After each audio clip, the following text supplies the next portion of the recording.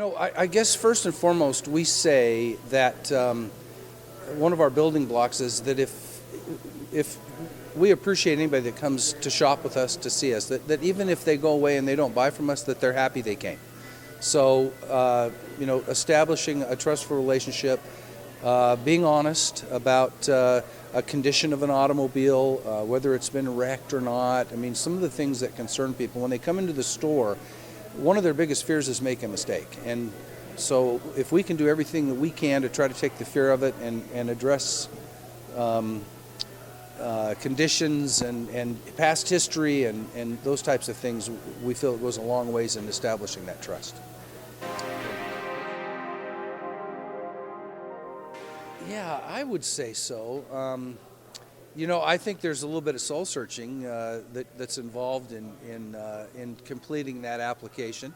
We did it as a group, at a leadership team, but really our submission was from our customer relations person, and it made us look at our business as a whole, and how we might be perceived by the customer. Our industry has given ourselves probably a black eye over the years, and we've done that to ourselves. And so we feel like we have that to overcome in our initial relationships with the customer. But again, the application was a way to soul search our souls a little bit and see, are we doing everything we can?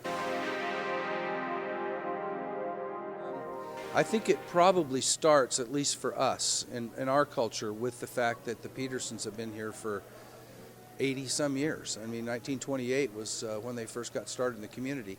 And they are demanding of us and all of their stores to be honest with the customer. If we make a mistake, and we will, I mean, we're made up of people. And I think we all agree that when you add the human element, there's a bit of chaos that might ensue, and mistakes can be made. And we know we're going to make them. And we certainly make our fair share of them, but it's how we correct those, how we communicate with our customers, ourselves, each other, in that journey of how we correct a mistake that defines who we are. And so we are very humble about coming to the table with any of our customers and saying, okay, here's what we've done. And you might not like to hear that, but that's what the truth is. And we tell all of our employees that when we're trying to correct a problem, which is really what we're talking about here, that we come to the table with a solution in mind, and it's not my job or my fault, that what we want is input on how we correct a problem, and that at the end of the day it needs to be good for the customer and needs to be good for the company. That's kind of how we define that. It really made me think about how each department interacts with each other, and how important it is to build employee relations.